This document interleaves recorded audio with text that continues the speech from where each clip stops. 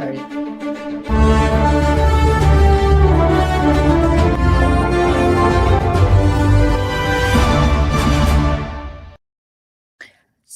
everybody. Happy, not official 4th of July because that is tomorrow, but happy federal holiday, 4th of July. Everybody's off. I did not even write a Substack today because I was like, what the hell? I'll just take today off. Yeah. But Michelle, it is 1,000 degrees where I am. I don't know. You went out to the beach, I think, right? Because you couldn't. Yeah. It's vacation as always. My husband very generously and lovingly brought me away to a long away island called Martha's Vineyard for my birthday. I'd never been before. It was a lovely place. We got back and I looked at that thermostat thing or whatever you call it, thermometer predictions for the rest of the week, and I was like, I'm not doing this. So we came out east so to sit by the pool, and it's about 15 degrees cooler out here than it is in the city. So I was like, get me out. Yeah.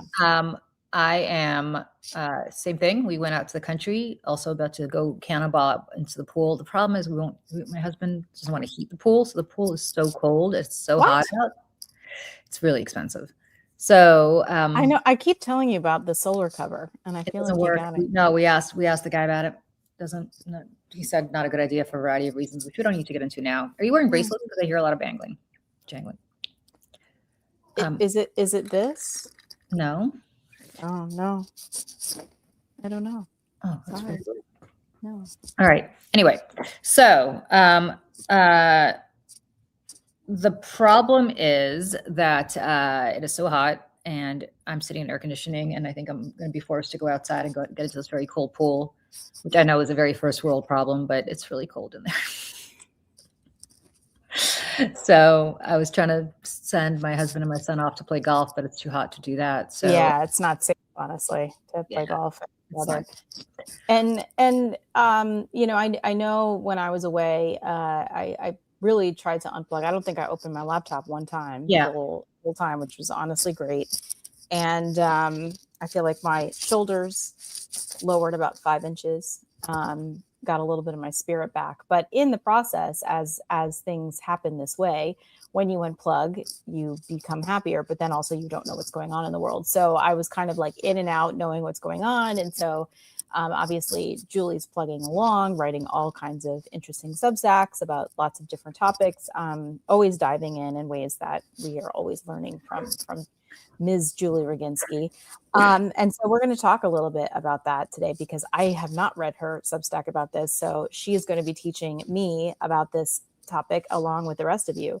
But before we get into that, I just want to say something also really quick before we get into it, is that Julie, along with some of our other friends in the Democratic Party, have been writing about the rising tide of anti-Semitism on the left and what is going on in our party. And I say this as a Democrat, I say this as a non-Jew, that it is very important that we listen to Jewish people when they're telling us about what they're experiencing and what's going on with them in the world that we're living in, and what they're experiencing, especially on the left. As we are beginning to nominate more and more anti-Semitic candidates, unfortunately. It's scary. It's a scary time to be a Jew in America. It's a scary time to be a Jew in the world, but specifically here. And I woke up to a very, very, very disappointing post from someone that we know on Substack that, in my opinion, was filled with a lot of tropes and broad brush statements and conspiracies about Jews and Israel and things. And I implore people, even if you don't know that you're doing this, just think twice about the things that you are saying. Think twice about the things you are posting. If you mean what you say, by all means, out yourself. But otherwise, I just implore people to please be careful and to think about people around you who are seeing the things that you are reading and feeling very, very, very offended by them and unsafe. So I just want to leave it at that before we. I appreciate that, Michelle. Thank you. This is not what this is about, but no, it's not. I appreciate that you said that. I also appreciate so much that where is this post? Hold on. Robert Carr walked, I can't find it, but Robert Carr said he walked past the Tower of London today and thought about me, and I love that. So thank you. I'm so very jealous that you're walking past one of my favorite places on earth. I implore all of you never to walk around it with me because you will find it very annoying, but I love it. And I'm very, very touched that you thought about me when you're in East London today, or in the city, I should say, depending on which side you were on. But thank you for that. So you guys, I wanted to talk a little bit about, I know that we've beaten this horse to death, but I think there's a very interesting thing that I did a very deep dive on yesterday that I paywalled, and a lot of people were asking me to not paywall it because I know that people don't have access to, obviously, not everybody can afford a subscription, which I completely get. Subscribe to Mayday and you will get the information for free because I'm going to talk about it for free now. So if you want to read it, subscribe to my Substack. I understand that not everybody can afford it, but if you want to get the information from the horse's mouth for free, all I ask you to do is hit the subscribe button on Mayday. You could throw a few bucks to Mayday. That would be great too. But anyway, I'm going to talk about what I talked about behind a paywall yesterday. For a very long time, I think there have been all these stories about, is Trump a Russia plant? Is Trump, what was going on? Is he a useful idiot? What's the connection between him and Russia? And there's never been any evidence, right? Like nobody's ever been able to produce the smoking gun. And I just want to be clear that Trump's connection to Russia goes back to 1986. In 1986, the then Russian consul general, as he describes it, this is not from Trump, as he describes it in some article that he did or book that he did, I forgot which it was, claims that he landed in New York to take up his post at the Russian mission to the United Nations. And that the first, and now think about how implausible all of this sounds, that as he was driving from whichever airport, I assume it's JFK, to the Russian mission in New York, which is on East 67th Street between 3rd and Lex for people who know New York City. Okay. He drove past this stunning building and said, "Oh my God, what is this beautiful, gorgeous building?" And his daughter, who was driving him, P.S. KGB plant, also typically family didn't work in the consulate unless they were, intelligence, said to him, "Oh, this beautiful, stunning building, of all the beautiful, stunning buildings in New York that he passed, including or could see from the skyline, including the Empire State Building," she said, "Oh, this is Trump Tower." Friends, I promise you, not because I dislike Trump, but I promise you, Trump Tower is not a stunning Oh, building. God. No. A mid-rise, according to New York standards, building across from the Plaza Hotel, that's a beautiful, stunning building. The Plaza Yes. Which Trump did own at one point. Not then. Or maybe he was in the process of buying it then. Yeah. But the point is, if you're going to be in that neighborhood and you're going to say, "Oh my God, what is this beautiful, stunning building at the intersection of Central Park South and Fifth Avenue," you're not going to look back in 1986. I lived in New York back then. I can tell you it was not Trump Tower. No, Trump Tower is like a phallic black rectangle with gold letters on it, and then you walk inside and it's just garbage. Yeah. And so anyway, the point is he insisted that he stop the car and immediately go into the building and find the owner of this building to tell him how incredibly impressed he was by this building. I mean, think about how this sounds, friends, right? Before he even gets to take up his post as the Consul General to the United Nations, as he's driving to East 67th Street, which is 10 blocks north of where Trump Tower is. P.S. And also Fifth Avenue goes south. Like, just so people, there's so many one-way streets that this is not a plausible story. It's not on the way. If you're coming in from JFK Airport, which is where he was probably coming in from, according to the story, it is not on the way because you would go north. You would not be passing. No, doesn't matter. So he, according to the story, he goes into the building where he's immediately admitted to meet the brilliant man who owns this building. And he has his first sit down with Donald Trump to compliment him on the beauty of this building. Now, friends, somebody just doesn't show up at Trump Tower and they're like, I want to come up and see Donald Trump. And they're like, come on in. So let's assume that this story is somewhat true, that he somehow talked his way into a meeting with Trump. That is the first, as far as we know, the first approach to Donald Trump by somebody who was, right. I mean, you don't become the consul general of New York. Can I just say something? This is a Russian person, right? So also coming from Russia, which, by the way, like however we feel about the government, like is filled with beautiful architecture and like, do you know what I'm saying? Like, I just want to put a pin in that too. Just I mean, it just doesn't make any sense. To be clear, Moscow in 1986, the center of Moscow was still one of the most beautiful places on earth. And I haven't been there in a long time, but I certainly was there. Right, you were there then. Not then, but I was there in the 80s and the early 90s. And I will tell you, it is just, well, actually I was in Moscow in 1987. So I was there the year after, or 88. You're not going to be impressed by Trump Tower if you're coming from Moscow. It doesn't matter. You're not going to be impressed by Trump Tower if you're coming from Boise. It doesn't matter where you're coming from. It doesn't matter where you're coming from, you're not going to be impressed. Anyway, that is the first approach to Trump. Because what the Russians back then had decided, and I'm getting to my point, I promise, had decided is that they used to recruit assets based on ideology, right? Like you were a fellow traveler, you were really into communism, you were a university student, look at Alizia Chevalier. I'm not suggesting she is, but who is, so into socialism and communism. And that's when they would approach back in the 60s, somebody like her, because she ideologically, they think could be a friend and an asset.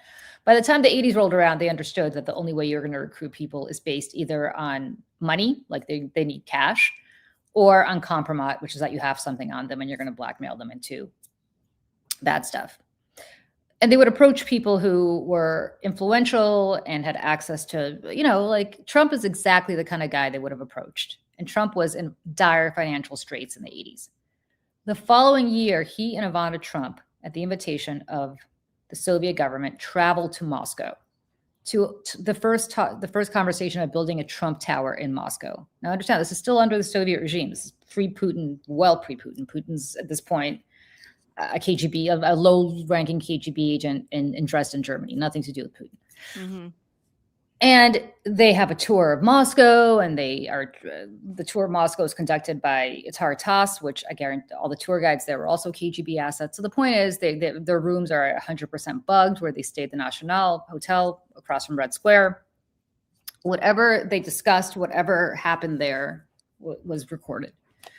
So again, was Trump turned, or was Trump a useful idiot because he was so impressed by this dangling of Trump Tower? And Moscow is also Trump's kind of town. It's very gold plated. Right. It's very glitzy. I mean, now more so than it was back then, but it's very opulent. It's very opulent. It is exactly what Trump is into, right? Like the gold eagle that but he just not like almost like a tasteful version of it though, right? No, like, not really. It's imperial, right? So like if you go to the Bolshoi Theater, it's imperial, right? Like it was built during the Russian Empire. So you have the gold, and you have the eagles, and well, they don't have the eagles now. Back then they had the hammer and sickle, but it doesn't matter. Like still very gold, very opulent, very tacky in some ways if you're a minimalist like I am. But the point is it's very much up Trump's alley.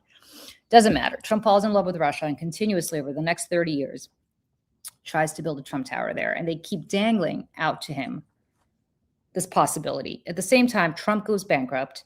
And if you saw the tax returns that were leaked, I believe by Mary Trump, what you saw is that he got a massive infusion of millions of dollars of cash to basically bail him out. And nobody knows where that money came from in the late 80s. All of this is to say that the feds should have been on this. And when he became a plausible candidate for office 40 years later, 30 years later, should have noticed that, should have gone back, should have done the research that Olga Latman has done and I have done and some other people have done. Well, you might wonder, how is the FBI that incompetent? Like, what's been going on? Well, I have a couple of answers to this. And I want to just be very clear that I'm not alleging anything. I want to be very clear that I'm not accusing anybody of anything. I'm just going to give you the facts of what happened Mm-hmm. at the same time that all of this was happening. And you can draw your own conclusions. But again, I want to be very clear. I'm not accusing anybody of anything. So the FBI, friends, is not just an agency, right? It's a club to which admission is not easy. It is a really elite law. It is probably the most elite law enforcement agency in the country, right? It's not like you join your local police department. You have to, it's hard to be an FBI agent. And as former directors, or at least the ones that Trump's Justice Department hasn't attempted to indict, like Jim Comey, they don't vanish into ordinary retirement, right? Like, you don't retire from the FBI and go sit on a beach. They all become law firm partners. They become fixers. They become board members, and so on and so forth. And the reality is that they are not. These are people who basically go on to have very elite corporate jobs in some way or shape or form. And one of the people, well, two of the FBI directors that we should talk about in the context of what I just talked about earlier with Trump is Louis Freeh and William Sessions. And they matter in the context of Trump's very long Russia story. And Michelle, I'm going to say this to you, and I have not talked about this before. You haven't read the Substack. So what I'm going to say is, I think, kind of shocking, and I'd love to get your reaction. Louis Freeh ran the FBI from 1993 to 2001. I want to also be very clear. All of these are Republicans. There has not been one Democrat who's been the director of the FBI, not Herbert Hoover, not anybody ever since him. All Republicans. Louis Freeh was appointed by Clinton, but he was a Republican. Democrats always feel like they should just, throw the Republicans one by appointing Republicans to be FBI directors. I will say, going forward, fuck that.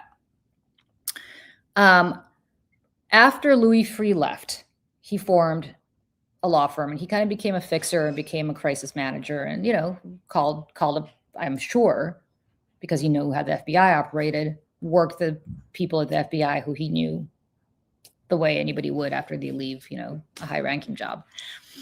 He entered an orbit of a company called Prevazon Holdings, which is a Cyprus-registered company owned by a Russian businessman named Denis Katsov. Prevazon, which he worked for, sat at the center of a money laundering case that touched everything from the Magnitsky sanctions regime, which I'll get to in a minute, to Russian election interference. And as the 2016 election and then its aftermath was consuming Washington, Prevazon retained Freeh to help it negotiate a settlement with the Justice Department. And I'll tell you why this is relevant. The Justice Department, federal prosecutors allege that Prevazon washed stolen Russian treasury money through shell companies before parking them in Manhattan real estate, including in a luxury condominium complex at 20 Pine Street. Prevazon was never going to go to trial over this because it would have exposed the rot at the very core of Putin's inner circle, which is that they were all stealing Russian treasury money and washing it through American real estate to enrich themselves, including Vladimir Putin. So Prevazon needed the case to go away. So they hire Freeh. And at the heart of this case is what's known as the Magnitsky scandal. Nearly 20 years ago, a Russian tax lawyer named Sergei Magnitsky, and if you know anything about Russia, you know this case. It uncovered a massive 230 million tax fraud scheme involving corrupt Russian officials. And after he exposed that fraud, Russian authorities arrested him, jailed him for nearly a year in horrific conditions, denied him medical care as a result of whatever they were putting him through, and he died in custody in 2009. He was 37 years old. And his death became an international symbol of Kremlin corruption and abuse of whistleblowers and dissidents and impunity. And the United States responded under Obama by passing the Sergei Magnitsky Rule of Law Accountability Act in 2012, and that imposed visa bans and asset freezes on Russian officials believed to be responsible for his detention, abuse, and death, as well as other really horrible human rights violations. The Kremlin went ballistic. They could not have this sanctions regime in place. It meant that all of their oligarchs, it meant that so many of it was much harder for them to wash money through American companies as a result of this. They needed this case to go away big time. And 20 Pine Street was part of the story because it included stolen Russian public money, offshore entities, and luxury Manhattan real estate. And it also brought together several strands of the crazy sort of Russian mobster oligarch world, right? The most significant buyer was this guy Katsov, Prevazon's owner, for whom Louis Freeh was working. His father was a former Russian Moscow transportation official, and later he was a top executive of Russian Railways. That was run by a guy named Vladimir Yakunin, who's a member of Putin's inner circle. Nobody is closer to Putin than Yakunin. So understand that this guy was very much close to Putin's inner circle. The second Russian buyer at 20 Pine Street was a guy named Alexander Udov. His relevance is that he was the brother-in-law of the former head of Russia's tax service, who later became Russia's prime minister. And this guy, Udov, also faced scrutiny in Russia over alleged, schemes to defraud people. So it's striking that he was in the same building as the guy, as Prevazon, purchasing and laundering this money. The third guy was a guy named Valentin Laskov, who was the bridge between the Russian real estate ecosystem and Trump's inner circle. Laskov went on a New York condo buying spree before the financial crisis. He created all sorts of LLCs for apartments at 20 Pine. He bought millions of dollars worth of units. He later bought his 620 Pine apartments from Laskov. He had incredibly deep ties to the FSB, which is the successor of the KGB. Multiple board members from the FSB Academy sat on the board of his real estate empire. And he once bragged publicly that 90% of its staff were FSB Academy graduates, right? So it's a complete FSB/KGB front. Separately, this guy was linked to Michael Cohen through a casino investment, which obviously gave the 20 Pine Street story a point of contact with Trump's personal orbit, even outside the Prevazon case. If you want to wonder why Michael Cohen, back in his Democrat anti-Trump days, has never been on Mayday Network or any Substack or any lives that I've ever done, it is because I always knew that Michael Cohen was rotten to the core. And there's this reinvention of Michael Cohen and this lifting up of Michael Cohen by a lot of people in the Substack space who are progressives, I always thought was disgusting, because all of this was out there in the open and everybody saw it and everybody knew how rotten he was if you even bothered to pay attention, and he never accounted for any of this. Anyway, the point is the Prevazon-Trump connection goes very deep, because if you remember that Trump Tower meeting in 2016, when the Russians showed up and said that they had dirt on Hillary Clinton. Remember that Donald Trump Jr. sent that email? He was like, if it's true what you say, I love it, right? Yes. And that's what I was going to ask, because if I remember, part of those sanctions, right, from the Magnitsky Act had something to do with also adoptions, right? So that's why they were using that as a front, being like, oh, we wanted to talk about Russian adoptions. It's not what they wanted to talk about. That was like a front for the code word. Yep. Right. Yep. So exactly right, Michelle. So the woman who was there was a woman named Natalia Veselnitskaya. She was a Russian lawyer who was one of Prevazon's defense lawyers. She attended that 2016 meeting in Trump Tower with Donald Trump Jr., Jared Kushner, and Paul Manafort. And that's, of course, as you talked about, the infamous get-together where Trump officials, expected to receive damaging information about Hillary Clinton from Russia. And she had represented Russian defendants in the Prevazon money laundering case. She was herself later charged with obstruction of justice after prosecutors alleged she had secretly cooperated with the head of, the Russian, basically the head prosecutor, the attorney general equivalent, to draft supposedly independent exculpatory findings on Prevazon's behalf that were obviously not independent. The Senate Intelligence Committee's report on Russian election interference placed Louis Freeh, the former head of the FBI, and Veselnitskaya inside the same anti-Magnitsky influence operation that led to that Trump Tower meeting. The committee said that that Veselnitskaya had significant connections to the Russian government and intelligence services. It also described, and I don't know why I'm the only one here, not the only one, but I'm one of the few people here who's bothers to read this stuff, how in early 2016, now I understand what was happening early 2016. Donald Trump was rampaging his way through the Republican primaries on his way to becoming the Republican nominee. The FBI should have been following these trails. But in early 2016, a Russian oligarch named Vasily Anisimov, who had tremendous ties to both Putin and to Russian organized crime, sought to hire Freeh to work with Veselnitskaya on the Prevazon case, with the connection facilitated by a businessman named Imre Pak, who, according to the Senate Intelligence Committee, the report also linked to Russian organized crime circles. So I just want to be clear. Freeh was not a bit player who wandered unknowingly into an ordinary legal dispute here, where he was just representing a company against the Justice Department, right? Which happens all the time. It placed him on the edge of a Kremlin-aligned campaign to discredit the Magnitsky sanctions. It's the same campaign that this woman, Veselnitskaya, later carried into Trump Tower, into her meeting with Trump Jr., Kushner, and Manafort. So I just want people to understand what I'm talking about here. A former FBI director helped to resolve a money laundering case connected to the Russian lawyer who later walked into Trump Tower during the 2016 campaign promising dirt on Trump's opponent. Because by all accounts, Freed did an excellent job for his Russian clients, because months after Trump's inauguration, when he was in charge of the Justice Department, Prevazon, who was the reason for the Magnitsky Sanctions Act, literally, they were the poster child for it, settled with the Justice Department by paying just under $6 million, which is a rounding error for them, and admitting no wrongdoing. This is what the former head of the FBI did.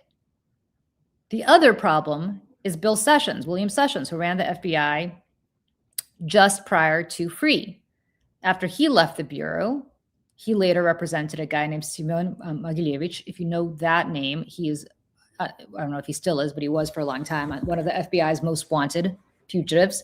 He is probably the most notorious Russian organized crime figure in the world. There's no proof that Mogilevich and Trump have a direct relationship, but Mogilevich's alleged network kept surfacing around Trump's world. And I'm going to name these names. Maybe they're familiar to some people. They should be. David Bogatin, whom the FBI considered a key member of Mogilevich's Russian organized crime family, bought 5 Trump Tower condos in the 80s, washed money through Trump Towers. So many people did. Felix Sater, who's the Russian-born Bayrock executive who worked with Trump on Trump Soho, which is a big project that Trump and Ivanka worked on, and later pushed Trump Tower Moscow through Michael Cohen, came out of the same Russian organized crime-saturated New York real estate ecosystem. Dmitry Firtash, whom American prosecutors described in court papers as a quote-unquote upper echelon associate of Russian organized crime, and who was long alleged to be a Mogilevich frontman, intersected with Trump's orbit through Manafort's business dealings and Rudy Giuliani's Ukraine operation, both of which featured prominently during the 2016 election. So for years, the world around Trump kept brushing up against the world around one of the most notorious Russian organized crime bosses on earth, which the former head of the FBI represented. So I just want to be clear, none of this proves that Freed or Sessions intervened to protect Trump. It doesn't prove that either man worked to shut down a specific Trump-Russia investigation, or that the FBI consciously covered for Trump because former directors later had Kremlin-linked clients. The point, Michelle, is much more subtle and much more damning.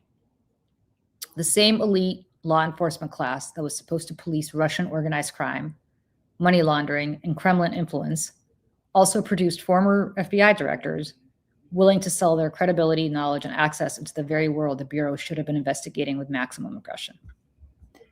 And if you know anything about the hierarchy of the FBI, that creates a culture of caution.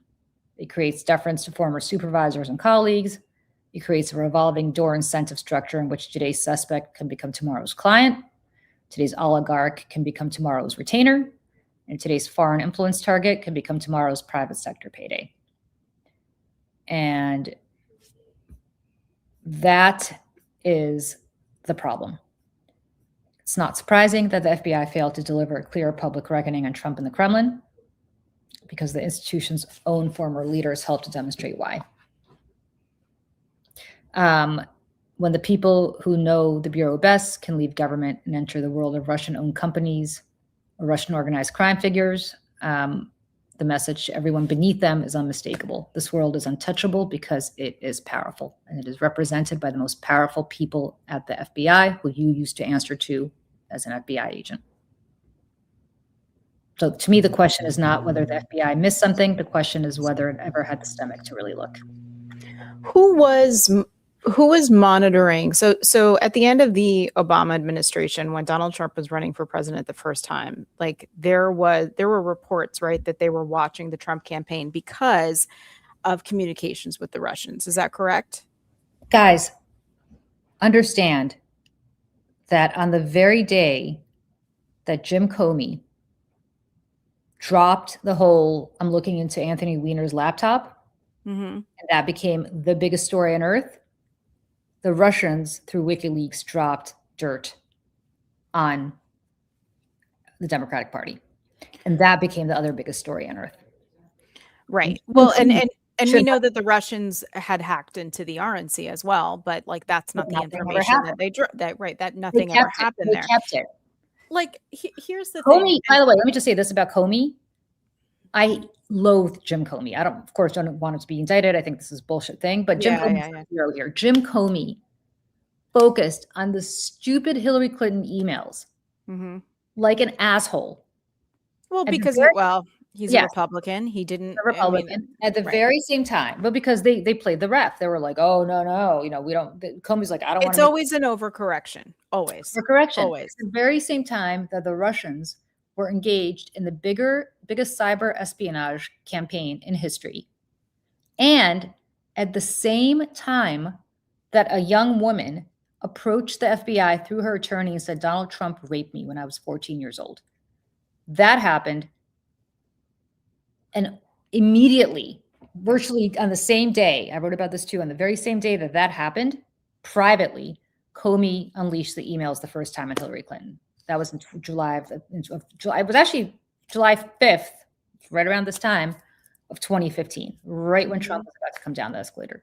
So, or maybe he had already come down the escalator, maybe not. What I want to say is time and time and time again, the FBI focused on Hillary. They focused on everything but this connection between Trump and the Russians. And it's no surprise because people who ran, and then again, rest in peace, the former head of the FBI, Bob Mueller, who came after free, but he didn't do the most thorough job here. So, the question that I have, it's not really a question, the observation that I have is, did anybody at the FBI even bother to go down the rabbit holes that they should have gone down? I mean, again, I don't want to look, there's so many rabbit holes. Yeah. I'll mention one, Ivana Trump. Ivana Trump came from the Czech Republic. The Czech Republic, their intelligence, of course, they were part of the Eastern Bloc. Their intelligence cooperated very closely with Soviet intelligence. And what is fascinating about Ivana Trump is after leaving the Czech Republic, somehow getting out of the Czech Republic, getting out from behind the Iron Curtain, not an easy thing to do, has a fake marriage by her own account with some ski instructor from Austria so that she can just get out of there and go live her life in the West, divorces him, somehow runs into Donald Trump somewhere. They get married immediately after she gets pregnant with Donald Trump Jr. And then she is allowed to go back and forth to visit her parents. The kids get to spend summer vacations in whatever little town in the Czech, well, it was in Czechoslovakia that the family comes from. I am here to tell you, I'm here from behind the Iron Curtain to tell you, friends, that when we left in 1980, my grandparents were not allowed to leave, literally separated unwillingly. They wanted to come with us. The Soviet authorities said no. There was no going back. There were no summers at the dacha outside Moscow. If you left for good. You were told you will never see your parents again or your grandparents again. I mean, I never expected to see them. It was only after the, glasnost started to happen in 1988 that we were able to go back 8 years later. But in the 70s, when Ivana Trump was going back and forth, when I tell you that is so highly unusual, it's insane. Was that ever looked at? Was her role in this ever looked at? I'm not suggesting she was a Soviet asset, but maybe she went with Trump to Moscow in 1987. Here's the thing here. I mean, I'm just, if you're watching here for the first time, I am very much a muggle on this topic. I certainly don't pretend to be even anything close to being an expert on any of this. However, I am an American with a brain who hasn't been living under a rock for the last 10 years. Plus, if you've lived in the tri-state area for any number of decades, in the last century, you know who Donald Trump is, and his character and all of his shady misdealings.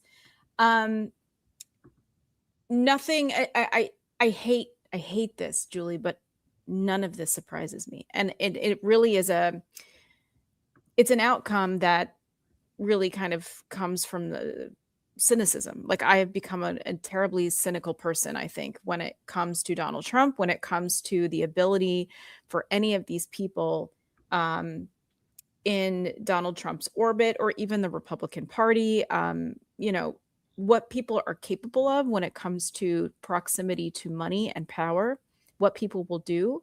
I'm always surprised. I remember the first when the big Epstein files came out, and I know you and I both spent a lot of time reading through them. And there was some salacious stuff in there, but a lot of it was also blood curdling, both in terms of corruption and sexual assault towards minors. And again, grown adults who should have the moral compass to be able to speak up just kind of looked the other way. And it seems as though this continues to happen over and over and over and over again, whether it be Russia, whether it be Epstein, whether it be which I'm sure is all connected in some other way as well. I hate that I'm not surprised. I want to be surprised. I want to think that this stuff isn't possible, that, the day before our country's 250th birthday, we tend to look at ourselves in this country as the winners of things, right? We won, the North won the Civil War and America won the Cold War, but I would argue that neither of those things are true. Especially when I listen to Julie tell the story of this particular rabbit hole of Trump and Russia. And here's the other thing, Julie, and I just want to play this clip really quick. Donald Trump always tells us what he's thinking about. He's not one for, to be cute about things. If something's on his mind, something is bothering him, he always talks about it. And the Russia thing, he never shuts up about. He talks about it all the time. It really bothers him. It really bothers him. So when he was out doing this Teddy Roosevelt Library thing the other day, he, first of all, made a very strange comment about his sons and a threesome. But then went on to wanted to mention himself. And by the way, friends, good luck sleeping tonight after Michelle just said that. Well, I'm going to play the clip and y'all hear it for yourselves. But then he talks about he's going to give himself a Congressional Medal of Honor, which he can't do because he can't. For having to deal with the Russia thing. I'm just going to play this clip really quick. See my two beautiful sons sitting there. I think I'm going to give one to myself, one to them, and we'll have a threesome, okay? I'll pick out one of the two. I'll give them the Congressional Medal of Honor for something, for their genius at hunting. And I'll get one for taking on Russia. So it doesn't even make sense. But again, he's always telling on himself. There are no secrets with Donald Trump. There just aren't. A couple of observations. One, nothing to do with Russia. The other to do with Russia. The first one is, notice how he always plays his kids off each other. I'll pick one out. Always. Like, imagine being his kid, not Ivanka, but the other ones, and competing for daddy's approval. Yeah. I don't think Barron does. I think Barron is a psychopath who doesn't give a shit. But the other three, Tiffany's like the forgotten child. Yeah. But being like, which one of you two boys am I going to pick? Which one? It's Succession. This is Succession. I mean, anybody who's watched Succession, the emotional abuse of that father towards his children. I mean, which is based very much on the relationships between the Murdoch children and Trump. Yeah. So that's one. Mm-hmm. And the other, I have to say, is the whole Russia thing. Friends, it's on his mind. Okay, look. Constantly. If somebody accused me of being a Russia plant, I'd be like, get the fuck out of here. And I wouldn't even dignify it anymore, right? Because it's so stupid, right? If somebody accuses me of embezzling $1 billion from company, I'd be like, fuck you, move on. This guy cannot, of all the things that they have accused him of, he's been accused of many things. The one thing that he constantly comes back to that bothers him is the Russia collusion story. And what's fascinating about that is that he keeps going back to the fact that there was no collusion. They proved that there was no collusion. Collusion is not a legal standard. It's not a legal standard. Was there a conspiracy? The reason that Mueller claims he couldn't prove it is because Trump obstructed justice, which is what they ultimately recommended that he be charged with, which of course, let's see how the Justice Department handled that. The biggest mistake that the Biden camp made a lot. One of the biggest mistakes is that he didn't have his FBI director, who was actually a Trump appointee, didn't fire him, put somebody in there, Jack Smith, somebody, and go investigate the shit out of this. Listen, somebody at the FBI has the goods. Or somebody who used to be at the FBI has. Oh, yeah, somebody knows. Because it's not. My feeling about it, and this is again because we've been through this whole Epstein thing now, where we listen to people spewing, a lot of nonsense and conspiracy theories about, elites and babies and children and pedophile rings and all this stuff, and it turned out to be true. And I now I have to wonder, what else is true? And I think so much of it probably is. More than so many of us can even imagine. I think that there's so much here that they need to, and I say they, I mean, it's Trump, and I guess specifically in this matter, there's so much at stake here that he needs to cover up, and he needs to throw under the rug, and he needs to go away.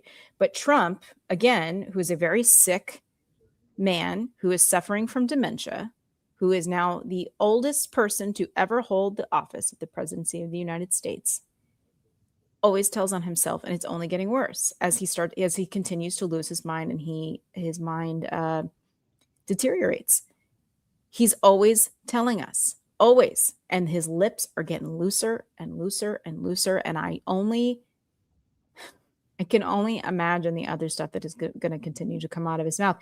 And listen, his children, speaking of his children, Eric Trump has admitted that a lot of the money that they have used for their golf courses and resorts or whatever else has come from Russia. He said it. And then we're the crazy ones for pointing it out. It's wackadoo. And it's we've been had in so many ways by the Russians and by the people working inside this government whose jobs it was or were to protect us and the Constitution and the values and just the American people, and have failed spectacularly at it. And we are living in the consequences, not only now, but I think for decades to come.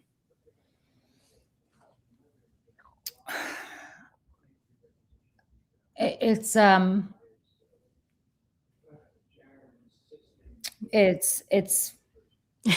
to me. It is sad to me. Yeah. Let me say this. I am married to a criminal defense lawyer. I am deeply proud of the fact that he's one of the only criminal defense lawyers at his level who's never a former U.S. attorney or assistant U.S. attorney. He was never a prosecutor. He's always done defense. And I love that about him, that he always stands up for the little guy. Sometimes the not so little guy because the bills have to be paid, but he always stands up for the little guy. He's defended people who've been accused of some really bad shit, including a woman in a very high-profile case that Dateline did a story on, who was alleged to have killed her 5-year-old son. And it was a very, very, very high-profile case in the New York City media market. So I'm not suggesting that he always although he firmly believes that she didn't do it. But my point is, it's not like he always represents great people. But I'm also very proud of the fact that he's never taken on truly rotten Yeah. corporations. Yep. As clients. Because some people there's no line for them. And it is unbelievable to me that in the midst of the 2016 campaign, as Russia is interfering in our elections, as anybody who had half a brain, and Louis Freeh has much more than half a brain. He's a very smart man. You don't become the head of the FBI unless you're Kash Patel, unless you're a smart person. Decides that Prevazon, which is at the heart of the Magnitsky Act, which he knew because the Magnitsky Act had already been passed since 2012, right, 2 years earlier. He decides to take on this rotten, Putin-aligned corporation, even as they are fighting sanctions and they're working Donald Trump and they're interfering in the election, which everybody in 2016 understood. The minute WikiLeaks started leaking stuff, everybody understood where that came from. And, again, like just the irony of us talking about this the day before the 250th anniversary of this country's founding.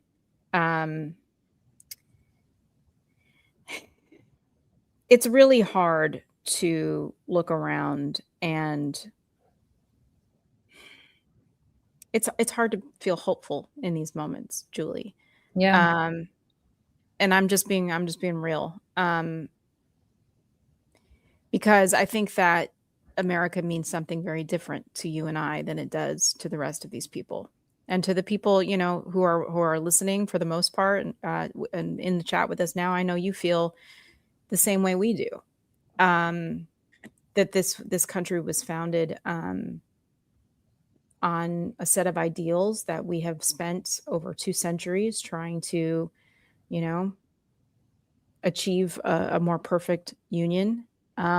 But unfortunately, people have rigged the system to the point that foreign interference has allowed, I guess, a Russian asset, whether he knows it or not, to hold the position of president, not once, but twice, with the help of an entire political party. And by the way, just so people remember this, remember in 2016, that first convention with Donald Trump, they completely wiped all of the Russia anything out of the platform of the convention, because usually, right, dealing with Russia and Putin, it goes back decades. The Republicans, the fact that the Republicans now seem to be on the side of a Russian asset is wild. It is completely insane, especially when you look at people like Marco Rubio, who's always been a hawk on Russia, Lindsey Graham, another one. We look around and we have to ask ourselves, what has happened to us? What has happened to us? It's a sad time. And I have to also say this, because I see it in the algorithm all the time, and I see it on people commenting all the time, that this government is being manipulated, this country is being manipulated by Israel, and Israel's oh God, so on and so forth. Friends, the Jews, understand something. The Russians are fantastic at bots. They're fantastic at manipulating the algorithm. So is Qatar. What I just spelled out for you is true interference in our country. Go protest outside East 67th Street, which used to be the Soviet consulate, which is now the Russian consulate. Go protest outside there. Yep. Go down to Washington and protest outside the Russian embassy. It's very easy to find. It's a huge structure. Which, and again, like with this completely unnecessary war that we are fighting with Iran and giving them hundreds of billions of dollars, the Russians are giving intelligence to the Iranian government to strike American soldiers. And here we are with a president, his family, and all of his associates doing business under the table and, quite frankly, out in the open now with the government, with the same people who are striking American soldiers. so that he now has turned this 250th anniversary not into a birthday or celebration of the country or the ideals in which this country was founded, warts and all, but a celebration of himself, a celebration of his ego, a celebration of him becoming billions of dollars richer just in the last year and a half, that his family and himself have been able to profit from the presidency of the United States. This should enrage every single person in this country who gives a shit about its future. We are not angry enough. No, and I think we're being diverted, right? Like we're being told to look over here, look at APAC, look at friends. I hate APAC. I'm not suggesting APAC's not a shitty organization. They are. I think they should disband. I've said that publicly. Yep. But I will also say to you that the outsized emphasis that we're placing on that, I mean, pick your poison. It's complete, right? It's completely. You don't like what's happening in Gaza? Go look at Ukraine. You want to see a genocide? Go look at Ukraine. Yeah. Not to mention the other countries that we help and contribute to that are committing atrocities. Let's talk about the $300 billion that we're about to give the Iranians, who are killing tens of thousands of their own citizens for simply standing up, protesting, and having their voices be heard, and women showing their faces and hair and walking out into the sunshine. Yeah. And not just killing them, but torturing them and killing them. And it seems as though, again, like Julie wrote this really great Substack. I think it was like a month or two ago. Correct me if I'm wrong here, but she talks about the very famous scene in Devil Wears Prada, right? Where Anne Hathaway's character walks in and she kind of giggles at all the fashion people talking about these two things that look exactly the same to her. She's like, but they can't decide between the two of them. And Meryl Streep's character goes off on a very famous monologue now about the sweater that this plain girl is wearing, and how the color of that is not lapis, it's not blue, it's cerulean. And you didn't pick that for yourself. In fact, that sweater was chosen for you by the people in this room. And that analogy, I have never heard a more perfect analogy for what it is that we ingest and how we think according to an algorithm that is fed to us. Because a lot of the time now, especially for all of us who doom scroll day and night and read these things around us, feeling pretty good about ourselves, about what is right and what is wrong and what's happening and what is not happening. But the reality is a lot of these talking points and issues, we're not choosing them. They're being chosen for us. And that is what it's like to live below the algorithm. And the people who are living above the algorithm are the ones who are telling us how to think. And the people who are living above the algorithm speak to Vladimir Putin all the time, Elon Musk, who controls Twitter. Zuckerberg is desperately trying to break into Russia, Facebook, Instagram, Meta. And I can go on. And not to mention the insane amount of Russian bots that are here promulgating. Oh my God, it's crazy in the chat today. Yeah. So again, look at Gaza. Look at Gaza. Look at who's pulling. Look at. And by the way, what's happening in Gaza is awful. It's awful. But think about the fact that there are people losing elections based on what happened. I know. There are Dan Goldman was one of the people instrumental in Trump's first impeachment that had to do with Russia. Suddenly, Dan Goldman is defeated. Why? Because AIPAC. Do you guys not get who's behind all this? Do you guys not get what this is about? Do you guys not get that Donald Trump basically admitted that because he doesn't know how to keep a secret? When they asked him about Dan Goldman, they were like, he's a very bad guy. He's all about Russia, Russia, Russia. He came after me. Do you like... And who are AIPAC's biggest donors? Trump's donors. Hello? Yeah. So my point is, don't you guys get that Dan Goldman was defeated by this bullshit algorithm that was fed to people about Gaza, Gaza, Gaza, because the Russians wanted him gone as a retaliation. That's the manipulation that we're dealing with here. Mm-hmm. It is continual manipulation. Yep. Continual manipulation. And I'm again, sorry, but there is a report out there by the government that talked about Russian bots. mm-hmm. Our friend Nina Jankowicz was set up in an office in Homeland Security to fight this shit until the Russians came after her so hard that she was basically crucified for trying to go after the Russians. Yes, and who picked up on that? Tucker Carlson picked up on this Russian, bot farm attack on Nina Jankowicz, which and yes, Johnny, we'd love to have Dan. You know what? I've been in touch with Dan Goldman. He's a little tied up this month, but we will have to definitely have him. Absolutely. I would love to talk to him. And oh gosh, I just lost my train of thought. What was I saying?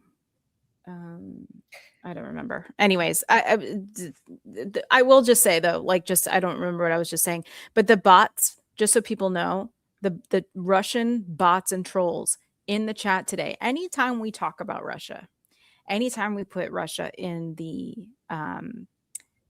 title or anywhere where you could search through the transcript of a show or anything like this, the comments and the bots are off the charts. And now I just remember what I was going to say is that, no one is saying what is happening in Gaza it is an atrocity. No one is saying that Bibi Netanyahu is some great person. He's a monster. He's a horrible monster.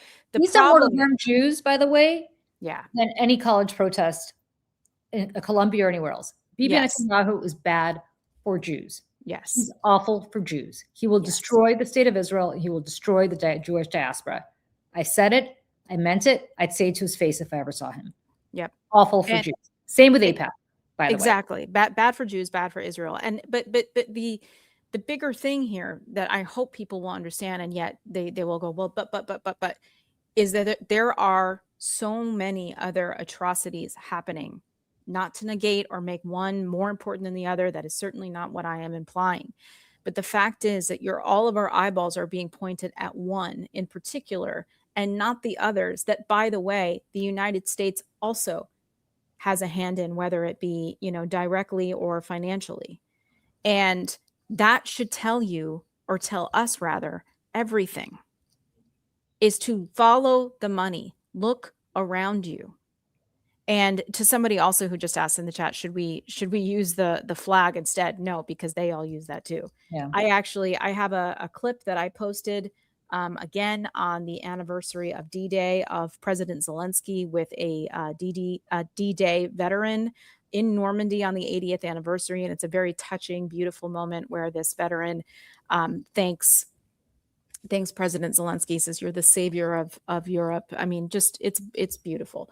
I posted this and it's funny. It'll get a bunch of traffic and it'll kind of go away. And then all of a sudden in the last week, it's gotten very popular again. And most of them are Russians, well, supposedly, who all have terrible things to say about and what is happening in Ukraine right now. What is happening in Ukraine? Ukraine is being attacked. They had another horrible night a couple nights ago. For the first time, Ukraine has, struck inside Russia in Moscow. It was a week or two ago. So, again. By the way, can I just say this? Yeah. Mehdi's not getting duped.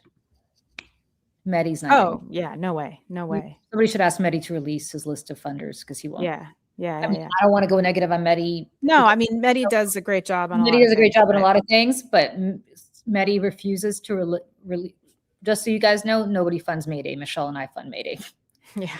And nobody funds us. Right. Trust me. I wish somebody funded Mayday. Mehdi take a look at my credit card bill.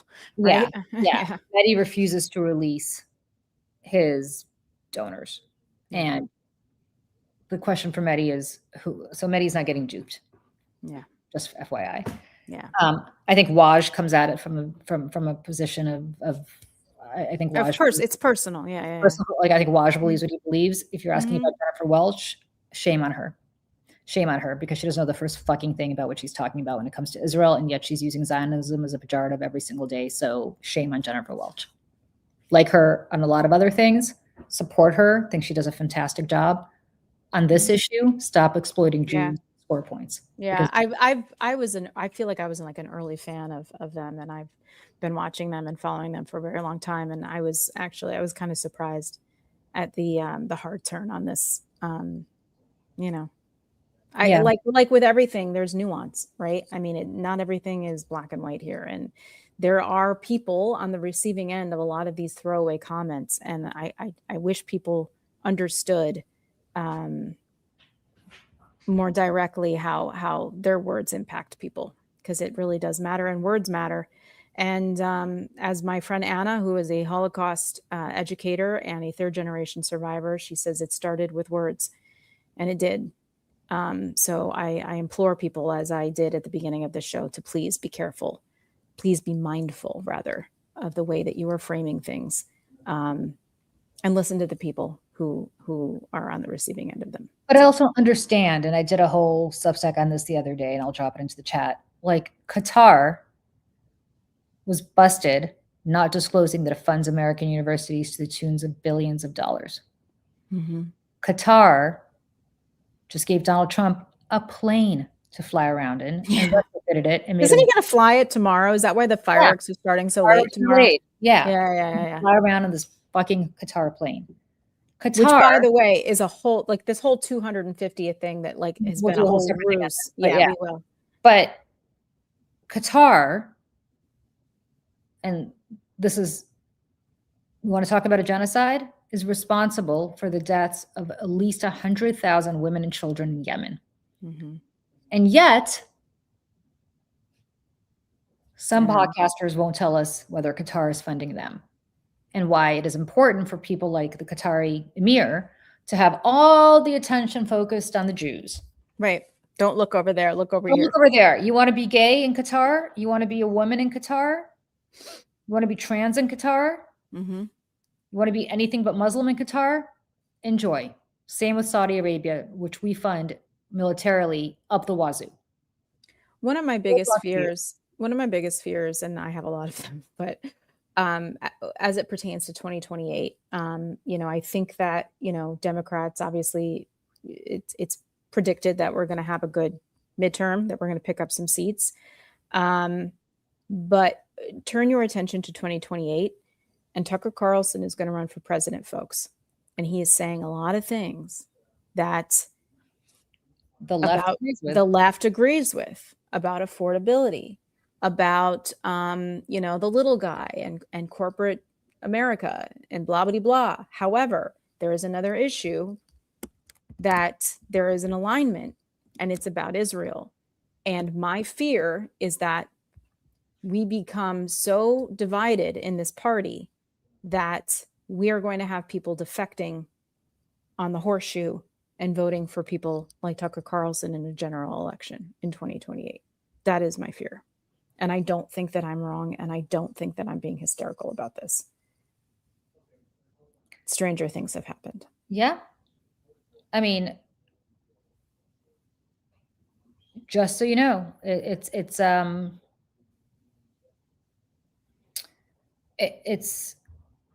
you have the Saudis, you have,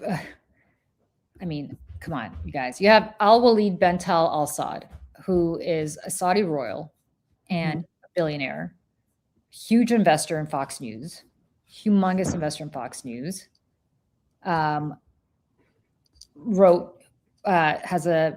tweeted a statement with a picture of himself holding an honorary Palestinian passport.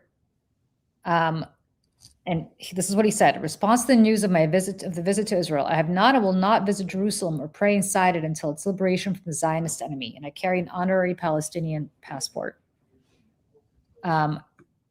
He is, then he gave 10 million to the Palestinian Investment and Development Company, which has interesting connections. Then he donated $500,000 to fund the George Herbert Walker Bush Scholarship at Phillips Andover Academy. He donated $19 million, pounds, I should say, which is about $24 million to Palestinian families. which, to be very clear, was for suicide bombers. And whether he says that or not. And he gave 20 million to Georgetown University. He gave 16 million pounds to Edinburgh University. It's crazy. It's crazy. Funded centers at Cambridge. Funded centers at Harvard. They're all named after him. And to Syracuse, Michelle, where he... I was just going to say, I was like, especially now that a lot of universities, specifically private universities like Syracuse University, are struggling financially because of the huge drop in enrollment, a lot having to do with our immigration policy here in the United States. Foreign students are afraid to come to school in the United States, are in the red and could use, donors money. And in 2017, after Donald Trump got elected, but only after Donald Trump got elected, he sold his stake in Fox, in 21st Century Fox, which is Rupert Murdoch's company before he sold off a lot of it to Disney. He was the second largest shareholder after the Murdoch family.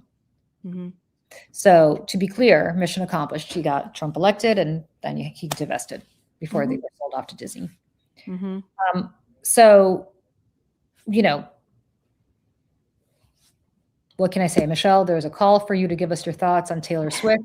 Hold that thought. We'll talk about this tomorrow. We will talk about it tomorrow, but I will say first of all, one of the comments, someone asked Julie if she saw that Candace Owens was in Russia. Yes, I think Julie did see that. And yes, it's as horrifying as you all think it is. But the other things, the thoughts on Tay-Tay, I won't get into it. But I will say, listen, I was a Taylor Swift, don't care really about it. And then I became Taylor Swift, interested. And then I became a little bit of a Swiftie. And so mostly because I've seen how she has been able to handle the misogynistic attacks for many years. And still she stands. However, I will say that I was very wrong. I predicted that this was all a ruse and she was not going to get married in New York City at Madison Square Garden. And she very clearly is. So I will admit when I'm wrong. And I was certainly wrong about that. I didn't think that there was any chance she would. I do think that, and I wish that it wasn't inconveniencing the people of New York, especially during this dangerous heat wave, but also as someone who got married in Midtown Manhattan in Times Square, I can't really judge. So I have lots of thoughts. Michelle and I don't agree with them on these thoughts, which is okay. And we'll be talking about them tomorrow. Dana Lawrence cannot join us, but Dana Dubois. Free to be you and me, Julie. Free to be you and me. Yep. And I have pictures because I was at Madison Square Garden, right by it yesterday. So I have receipts. I have evidence of what is happening there. Yes. And she and her fiance, soon to be husband, have donated $26 million to many charities throughout the country, including in the city of New York. So I will give her that too. Yeah. Instead of saying Russia, you want to say Julie's birthplace. Guys, I welcome the Russian bots. Bring it on, bots. Because it does help with engagement, I will say. Yeah. First of all, thank you for the engagement, Russian bots. Second, it is, what time is it? It's about a little after 10 p.m. In St. Petersburg. So, we might want to take the night off. Yeah. It's Friday night. You got some stuff I'm sure you can do. Party. It's going to be a busy day tomorrow in the chats for them. So yeah, it's going to be a busy day tomorrow. I will also say St. Petersburg because it's so far north. It's so beautiful this time of year because it is, you just got done with white nights, which means that it never goes dark, fully dark. Even white nights, NIGH, not KNIGH. Yes, right? Yes. Okay, not the host. Yeah, I was like, not the movie starring Mikhail Baryshnikov. Yes, well, yes, that movie starring Mikhail Baryshnikov is about white nights. So yes, white nights, and that it never goes dark in St. Petersburg at this time of year because it's they're so far north. Yeah, beautiful time of year to be in St. Petersburg. Bots, I'm telling you, I can say it to you in Russian if it's easier for you to understand. Go out, have a good time. It is very beautiful in St. Petersburg right now. I'm sure the weather is perfect. You don't have these kinds of perfect weather days there often. Enjoy them. I know you're getting paid by the tweet. I know you're getting paid by the engagement, but is it really worth it on this kind of beautiful night? I don't think so. Go out, enjoy your life. Yeah. For me to you. And for the rest of you, we will definitely take on. You want me to say it in Russian? Somebody asked me to say it in Russian. Идите, пожалуйста, проведите хорошо ночь сегодня. Очень-очень хороший вечер. Идите, проведите его хорошо. All right. Just said so what fun. Everybody else, we will see you tomorrow at 10 a.m. Eastern. We might be back today to talk about the 4th of July, but if not, we will see you guys tomorrow at 10 a.m. Eastern with Dana. We will have all sorts of Taylor stuff to talk about. We'll have all sorts of 4th of July stuff to talk about. We will have all sorts of not serious stuff to talk about. We're definitely not talking about this stuff tomorrow because it's Saturdays for Sanity, and this stuff makes sense. Yeah, I just want to say one thing before we go. Oh, hi, Joe. Hello, my husband's behind me. One thing I want to say before we go is that while things do feel very bleak, and especially as the conversation that we just had, and it's very, I think, easy to be pessimistic and to be negative about this country. But I know Julie will say that she loves this country in only way an immigrant or a refugee can. And I think it's important that we do not allow these people to take control of the identity of this country. This is not their country. It's not his country. This is our country. And it is our responsibility, if not our duty, to celebrate this country as patriots tomorrow. And don't let them have it. It doesn't belong to them. So yes, I thank you, Michelle. And I'm going to say that from both the right and the left. I am deeply worried about what is happening on the left. I'm deeply worried about how they're splitting up the Democratic Party. I appreciate and agree that our leadership has not done enough to fight Donald Trump. I agree that Chuck Schumer and Hakeem Jeffries have largely been failures, and so have most of our elected officials in Washington when it comes to fighting Donald Trump. Answer, however, is not the French Revolution or the Russian Revolution. It's not. Or the Iranian Revolution. Or the Iranian Revolution. And let me just say this about the Iranian Revolution. The liberals in Iran made common cause with the Islamists because they all hated the Shah. And the liberals thought they could control the Islamists. Well, the liberals were all dead. Do not make common cause with Tucker Carlson on the Israel issue. Do not make common cause with Candace Owens or Megyn Kelly or Nick Fuentes on the Jewish issue. Don't do it. But very often on the left, I hear the same kind of rhetoric that if I turned on Fox, not Fox, excuse me, if I turned on Tucker, if I turned on Candace Owens or Fuentes or even Megyn, here. These days, And it's very similar language. And what I'm saying to you is, don't do it. We know how this ends. I was telling Michelle, and I'm going to just end it here since we're on the subject of Russia, and I really want people to just hear me on this, please. My great-grandfather, and I said this, I told Michelle this story this morning, so I'll just tell it publicly. My great-grandfather was a Jew. Jews were not allowed to live in the cities under the Tsar.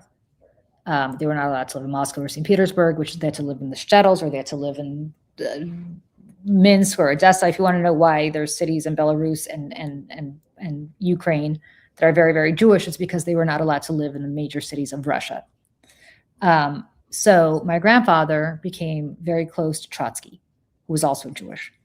And the reason you had so many Jewish revolutionaries is because they wanted equal rights, and they thought they were going to get them under the communists, because communism was all about everybody having equal rights, right?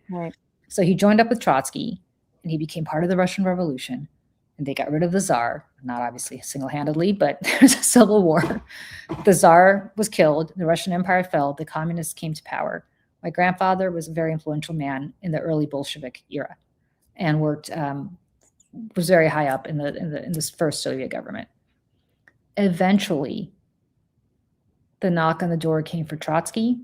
The knock on the door came from, well, for Trotsky, the ice pick came in the back of the head for Trotsky in Mexico. But eventually Trotsky had to flee the Soviet Union. Horrible man, horrible blood on his hands. I'm not defending Trotsky whatsoever. Blood up to his elbows. Horrible man. All the Jews, the early Bolshevik Jews, were murdered by Stalin. And the anti-Semitism that prevailed in Russia was so tremendous in the Soviet Union that my family eventually had to flee as refugees. My grandfather heard from a contact that the knock on the door was going to come for him. He fled east into Siberia because he wanted to protect his family, understanding that they would catch up with him in Siberia. They did. My grandmother never knew what happened to him until the very, very end, when right before she left the Soviet Union in 1990, she was able to get access to the archives, and we found out that he was summarily executed, somewhere in Siberia. I say all this to say, you do not make common cause with crazies. Mm-hmm. Don't do it. And what I'm seeing from the left, and what I'm seeing from Adelicia Chevalier and all these Justice Democrats, Malott, whatever her name is in Denver, where if you start singling out AIPAC, and I hate AIPAC, I hate them, but if you think this is the issue of our time to the detriment of everything else, we don't think they're not fighting Trump hard enough on healthcare. We don't think they're not fighting Trump enough on affordability, on democracy, on quality of life, on corruption. But that's not what these people are running on. That's not what these people are running on. They're running on AIPAC and Gaza and the Jews. And I'm telling you right now, do not make common cause with them. Because if you make common cause with them, they will eventually come for you. They always do. Nobody is safe. No matter how close to power you are. No matter how close to power you are. So please, thank you for reminding us of that. So what I'm saying to you is that we could agree that our current leadership has failed, but the answer to that is not this. And I beg you, on the 250th anniversary of our country, do not turn the Democratic Party over to these people. They are not serious. They are not competent. They're fantastic at screaming loudly. They're fantastic at organizing marches. Bernie Sanders has not passed one goddamn bill in the entire time he's been in the Senate. Not one. Think about that. But he'll vote against one because it has one tiny thing in it he doesn't like. Think about that. Yeah. He's great at giving a speech, and I agree with him on a lot of policy prescriptions. Yeah, most of it. Yeah. I agree with him on most of it, but he's never been able to enact any one of them into law. Now, he's going to say it's because the Democrats are feckless or because Democrats won't go along with him. Bullshit. When Democrats controlled a filibuster-proof majority in the Senate, he still couldn't pass a bill. It means he can't work with people. And it's not because they're corporate Democrats, and it's not because they don't believe it. During the ACA, people wanted a public option. Democrats wanted a public option. Obama wanted a public option. It couldn't happen. You still need Republicans because of the filibuster. Yep. Now, get rid of the filibuster, that's a different story. But the reality is, I just want people to understand, don't let this quest for diversion about Gaza and Bibi and Zionism and all this stuff to divert attention away from what is happening. We just spent an hour and a half talking about how the FBI fell down on the job in investigating Trump's connection to Russia. If you want to know how Russia interferes in our politics, I invite you to go to my Substack. It's all free. Go to the section that's called Active Measures. Olga Lautman and I literally wrote a book-length 20-part series. What they do. You could read all about it. I say this to you to say that they haven't stopped. Understand where this is coming from. Understand where this is coming from. And understand that they want the rage directed inward to divide the Democratic Party because their job is to get Republicans elected. And what's going to happen is there's going to be a ton of people who are not going to be voting for Adelicia Chevalier, who are otherwise Democrats, or for Adam Hamawi, or for a lot of these people, for Brad Lander for that matter, because they're so angry. They're going to stay home or they're going to vote Republican. That is what Russia wants. It is what Donald Trump wants. Listen, I live in Chevalier's district. What the hell am I going to do? I can't pull the lever for somebody who's spouting Russian propaganda. Like, what? Yep. Not that I'm going to vote for a Republican, please. I would never. But, what am I going to do? My parents live in Adam Hamawi's, a district where Adam Hamawi is going to be the Democratic nominee. What are they going to do? The guy was in the inner circle of the blind sheikh who brought down the World Trade Center in 1993. What are they going to do? They can't pull the lever for him. I know. Are they going to pull the lever for somebody who's going to make Mike Johnson speaker? The bottom line is enough people will. Yeah. Also, I love that we still say pull the lever. Push the button. We don't fill in the bubble. Yeah, we're not going to fill the bubble in for or push the button, depending on where you live. And by the way, and at the end here, just so you know, like we had moved off the topic of what, of the Russia Trump FBI stuff, and yet still like the bots show up because they think that's what we're talking about, and it's all the same, like Hillary, and it's really funny. It's funny. Yeah. Yeah. All right. Response. All right, everybody. Tomorrow will be a much lighter topic. I think we're gonna have a special 4th of July edition. Again, our friend Dana is going to join, which is so wonderful. Yep. And has anybody heard if Mitch McConnell is still alive? I got thoughts. Let me tell you guys something. Mitch McConnell is one of the rational guys in the Republican Party now. What does that tell you? Yep. Mitch McConnell wants aid to Ukraine. Mm-hmm. Mitch McConnell is going to get replaced by a Trumpian wackadoodle. Yeah, and for people who don't understand, like in Kentucky, the governor has to appoint someone from the same party. So there's not going to be like an Andy Bashir appointing some like liberal. It's not going to happen. Yeah. So, Andy Bashir can hopefully take his time doing it, but so that means they'll have less of a majority. But anyway. Mm-hmm. All right. Russian bots. Do svidaniya. Everybody else. Great to see you all. Russian bots, more than welcome to join us tomorrow at Saturdays for Sanity. You probably need some sanity too. These poor guys. You know what? I actually feel sorry for the Russian bots because they're all English speaking. They're all pretty educated. They're all working peanuts because they need work because it's not easy to be a Russian right now. So actually, Russian bots, I truly, and I mean this, I'm not even trying to be a jerk. Like, I get that you got to make ends meet. I get that you're doing something that you don't believe in because you got to feed the family. Yep. You don't do it very effectively. It's either this or they're hauling ass to Ukraine. Yeah, you don't do it very effectively on my channels because I'm very good at discerning Russian intonation. But you do a very good job elsewhere. So congratulations. And I hope you're able to feed your family on the money that you're making. Destroying American democracy. Understand, though, that I know that you're not happy about what's happening in your country. And I hope to God you understand that when you do it to our country too, it's going to lead to the demise of, we're this much closer to nuclear war, but you do you. Okay. Bye, everybody.